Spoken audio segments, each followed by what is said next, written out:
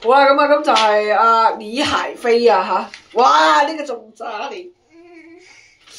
哇，咩事啊？佢哋今日錯啦，咩李差文啊，又唔知做緊乜。咩李差文啫？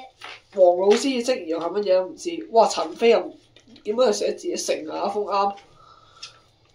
李海飛又錯，唔係李海耀錯。雅字錯咗。係喎，雅字算寫得好啦，好過啱啱某個人啦。係啦，係啦，係啊，乘風點黐線嘅，乘風點。李海飛啱啦，佢寫乜自己名啫嘛都係。錯啊，唔知搞乜。哇，加10分喎咁都。啱啱嗰個加4分啫。啱啱加4分就好先，喂！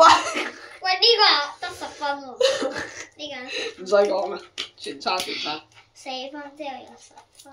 唉，黐線咁嘅。咪溫習。最後做一集統計，唉，10分，黐線嘅真係，唉，俾大家睇下啲幾離譜嘅，唉。啱啱嗰個有4。你睇下佢啲題幾離譜。而家呢個。其實啱得個2題啦，後面仲要唔做，黐線嘅真係。咁啊，期待下一集呢個死人垃圾仔字，係下一集見。